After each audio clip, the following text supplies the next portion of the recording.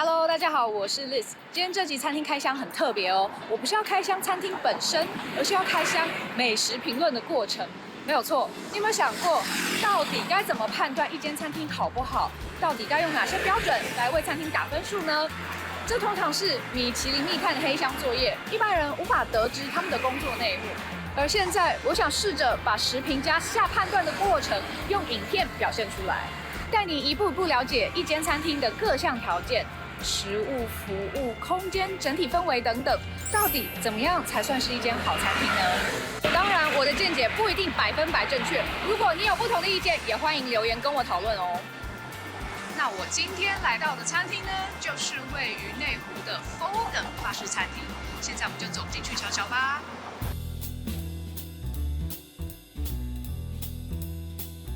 因为这次是第一次拍摄餐厅评论开箱，我发现在当场下判断、直接讲解还是有一定的难度的，所以我还是回到家沉淀了几天之后，再来跟大家分享我那天的用餐心得。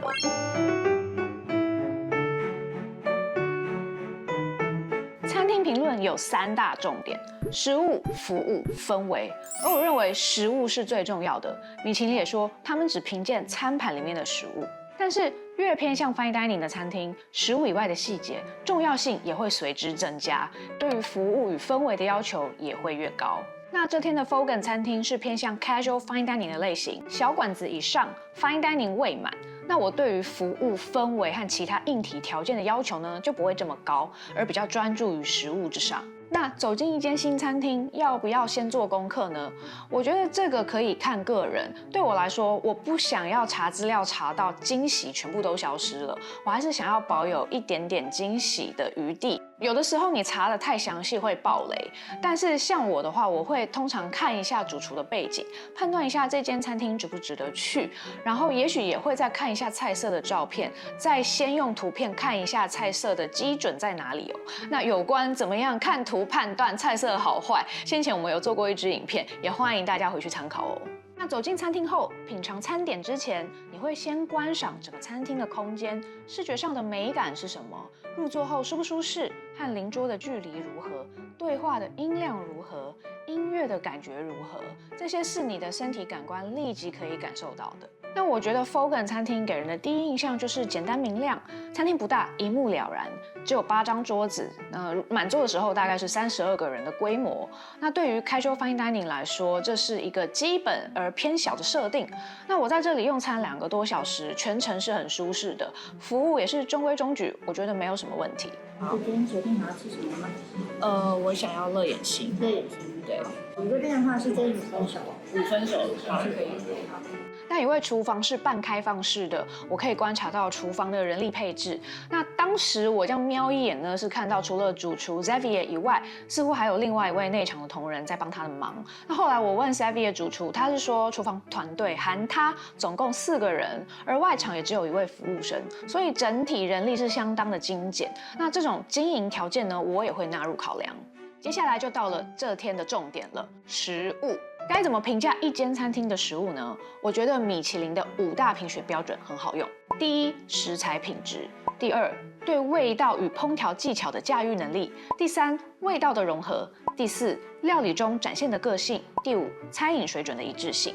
吃完这餐，我觉得5大标准里面的其中2项标准可以特别跟大家聊聊，分别是对味道与烹调技巧的驾驭能力，以及味道的融合。那我觉得 Fogan 餐厅的主厨完全具备基本功，这点很重要。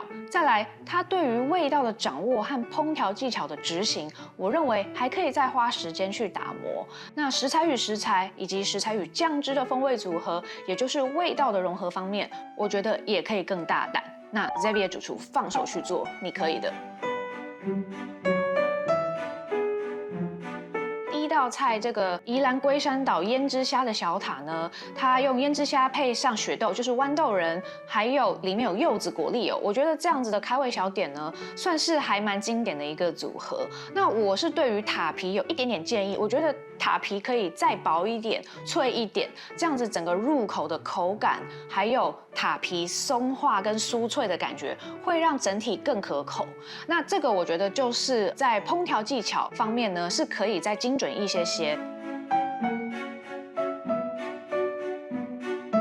那第二道菜油封鸡翅是中规中矩，不过不失啦。那这个鸡翅呢，它油封过，但是表皮它没有再去把它炭烤或者是油炸。如果鸡皮可以弄得酥酥脆脆的话呢，我个人是很喜欢酥脆口感，所以我认为会更好吃。红干鱼的生鱼片，我猜测应该是有用糖跟盐去腌制过，里面可能甚至还有一些香料。那它的风味组合是好的方向，石螺啊、苹果啊、柴鱼啊，还有甜菜根醋啊等等的，我觉得都是很适合拿来搭配鱼鲜的材料。但是我觉得每一种风味可以更突出，就像是把颜色的饱和度调高一样。主厨真的可以大胆一点，把该酸的、该咸的都强调出来。味道会更有层次。那鱼的表面呢，我认为是有一点点干，我不知道是可能这个是腌的时间比较久的关系，还是说可能有一点点风干哦。那如果回头一点点去强调鱼的软嫩还有新鲜，我觉得也会更可口。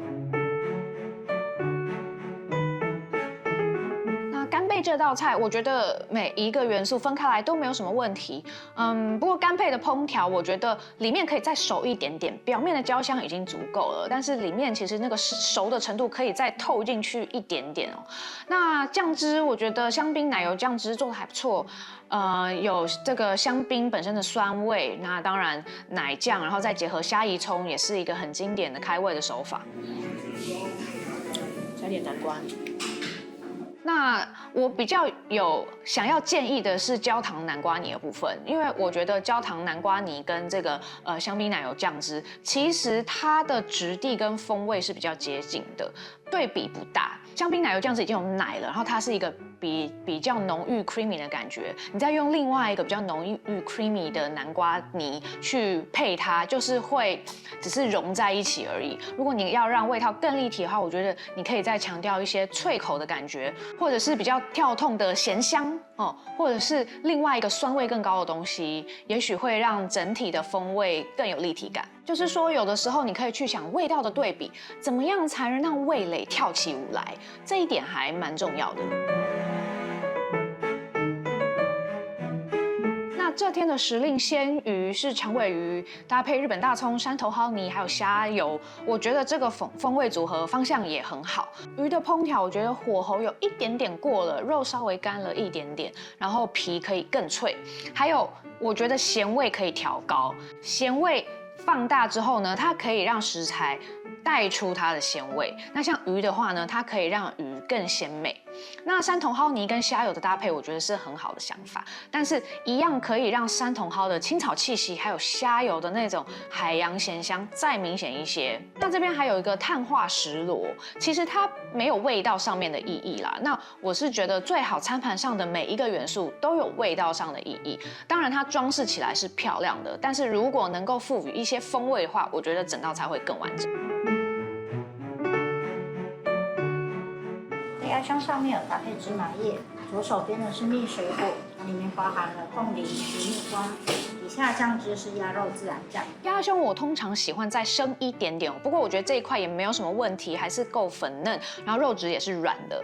那它是经过熟成4天，我觉得它的肉味可以再强一点点，然后肉的调味咸度真的可以再加强，主厨真的不用客气。但我是蛮喜欢鸭胸配的蜜水果，里面有凤梨、木瓜，其实还有一点点辣椒，那一点点刺刺的跟水果的香甜，这样子味道的对比就是好的。然后再搭配下面的鸭骨酱汁，就是一道味道还蛮纯正的一道鸭肉料理。主菜是美国乐眼心，牛肉本身是好吃的，但我不确定有没有经过熟成，那天我忘了问。但是因为我觉得这个肉味算是蛮清爽的，也许是没有特别熟成，或是熟成天数比较短一点，那我觉得可以试着再用熟成去让牛的风味更集中、更饱和。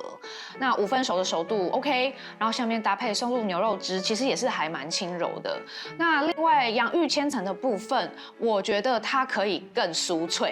对不起，我真的很爱酥脆的口感。那我吃过洋芋千层，它的做法是会千层更细致、更多层，然后每一层更薄，然后外层层是非常 crispy 的感觉，那个吃起来就很过瘾。这一天我吃到的千层洋芋的版本呢，就是它的每一层是比较厚一些些，然后外面也没有那么脆。如果可以提高它的脆度，那还有就是它更薄，让那个脆更明显的话呢，我觉得会更好吃。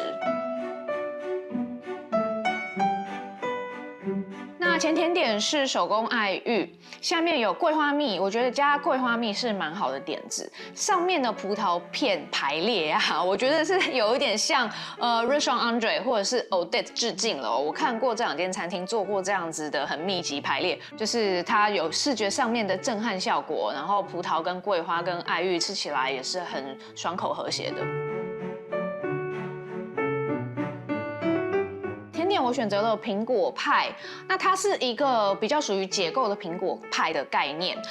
苹果派的主体，它的派皮其实是用 phyllo pastry 做的，非常薄，然后上面呢有杏仁馅，然后还有炒过的香料苹果，然后上面再加上香缇鲜奶油，旁边还有焦糖酱。那这个苹果派它并不是热腾腾上桌的，那当然苹果派也未必一定要热的上桌。不过以这个苹果派来说，我也有直接跟主厨讲，就是它冷下来之后 phyllo pastry 就不脆了，会有一点可惜。然后它的杏仁馅也会变得比较油腻一些。另外就是覆盖在苹果派上面的蛋白霜饼啊，其实它很厚。那有的时候甜点你常常会看到这种堆叠起来的蛋白霜饼，会制造一种冲突感啊，一种视觉上面的震撼啊，但是往往它对于味道并没有真正的意义，那我觉得就会有一点点可惜。那你可能会想问 Liz， 你为什么会选择这间餐厅？那因为这是第一次拍餐厅评论开箱，我自己也还在拿捏这个选择餐厅的标准。不过我初步觉得我应该要选一间新的餐厅，还有我自己没有去过的餐厅。那为什么会这样选择？是因为我希望我是带着一张空白的纸去体验，我不想要有先前用餐过的既定印象，也不想要被其他人的意见所左右。我想要拥有一个全新的体验，这样我的观察会更新鲜，然后可以分享的细节也会更多。饭后我有跟Xavier主厨聊一下，主厨的背景通常也是我关心的部分。Xavier主厨毕业于高餐，他曾经到加拿大的餐厅，还有澳洲的蓝带厨艺学院修业过。回国后，他待过几间意法餐厅，那比较近期的包括Michel L 先生以及50/50都是担任副主厨一职。他在去年8月创业，开了这一家 Fogan。那 Fogan 是自创字，是 focus 加上 elegant 的意思。但我认为餐厅评论还有一个重点是，你要怎么把这一间餐厅放在更大的脉络里面去评价，给它一个定位。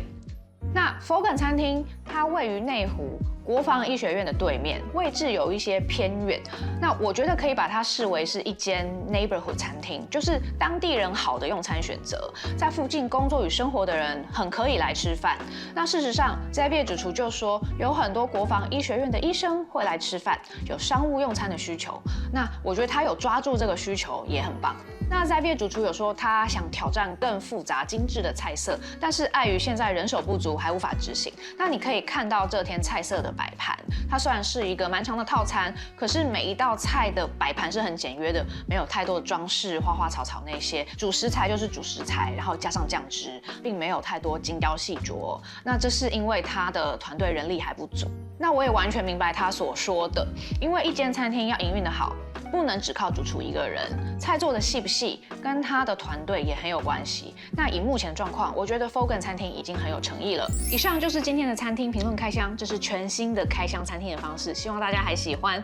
那接下来我也会继续寻觅不同的餐厅来做这样子的评论开箱，我非常需要新餐厅的资讯。如果大家有任何推荐，都欢迎留言告诉我，我们来交换情报。那当然，请订阅我的频道。你还没有订阅的人，拜托订阅按键赶快按下去。当然也要按赞、分享给你的亲朋好友，还要开启小铃铛哦。我们下次见，拜拜。